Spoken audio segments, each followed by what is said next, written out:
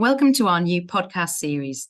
I'm Amy Jacks, co-head of the London restructuring team at Mayer Brown, and I'm joined today by Nicola Hughes, a senior associate in our team. Whilst the relatively new restructuring plan is being well used, we still expect the pre-pack sale to maintain its status as a streamlined and expedient rescue tool. And in this first series, we're going to cover a range of thorny issues that might impact the timeline or the complexity of these pre-pack sales. Today's topic is the Economic Crime, Transparency and Enforcement Act 2022, or ECA as it is more commonly known. Nicola, can you start us off, please, by talking me through the background to the ECA and why it came into force? Yes. So the ECA was first introduced in response to the conflict in Ukraine and received royal assent on the 15th of March 2022. The point being to provide greater transparency about who the ultimate owners of UK land and property are, in an attempt to prevent UK property from being used to safeguard or launder proceeds of crime. Can you tell us a bit more about what the ECA actually does? So now, any overseas entity wishing to acquire, sell, lease, charge or transfer property in the UK must be registered on the Register of Overseas Entities at Companies House and have received an Overseas Entity ID before HM Land Registry will register the transaction. To obtain the Overseas Entity ID, the entity must provide confirmation of its beneficial owner or owners and information regarding land transactions, all of which have to be updated annually. Okay, you've used a number of terms here. Can you talk through what you mean when you say overseas entity? And also you talked about beneficial owner. Yes. So put simply, an overseas company means a company which is incorporated outside the UK.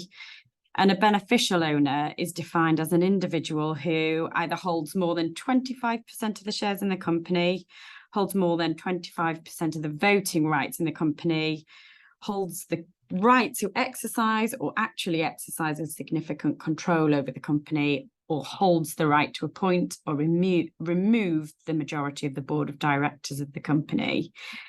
This is quite a subjective assessment and one which may require detailed consideration and analysis, particularly where there are trusts or nominee arrangements in place, for example. And so what are the penalties if you get any of this wrong? So failure to apply for registration or to update the information of beneficial ownership is a criminal offence. The penalties range from daily fines of £2,500 to imprisonment of up to 2 years. And this can actually apply to any officer of the overseas entity in default. That's really helpful. Thanks, Nicola, for the background. We're obviously talking in the context of what we do, in particular, on insolvency sales and pre-pack sales. So how does this impact and how does this interplay with those pre-pack admin sales? Yes. So until the Register of Overseas Entity requirements are actually satisfied, HM Land Registry will place a restriction on the relevant title.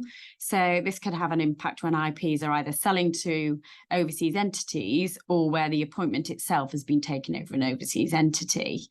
Now, the Land Registration Act 2002, as amended, does provide for a number of situations in which a relevant disposition of land will be registered by the Land Registry, notwithstanding non-registration of the overseas entity on the register.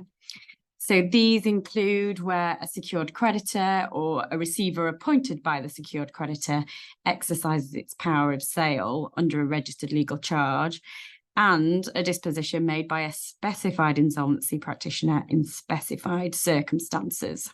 So there is an exemption then for insolvency practitioners? Yes, which is relevant for pre-pack administration sales, as we say, where English law administrators are appointed to overseas seller entities. However, rather unhelpfully, we have no certainty over what the meaning of specified insolvency practitioner and specified circumstances is. We are waiting for guidance, which was due to be provided by regulations made by the Secretary of State in February 2023. However, this is yet to be issued. So in the absence of this guidance, our view is to err on the side of caution and ensure that an overseas entity ID is a completion precedent. So again, this will need to be factored into the transaction timetable. And finally, Nicola, what is the advice to clients? So given the legal risk that legal title doesn't pass because the transaction can't be registered at the land registry, IPs should obtain evidence and be satisfied that any overseas entity has been duly registered. They've complied with their annual update requirements, and all other obligations imposed by the ECA have actually been complied with. We hope you enjoyed this program. You can subscribe on all major podcasting platforms. To learn about other Mayer Brown audio programming, visit mayerbrown.com/podcasts. Thanks for listening.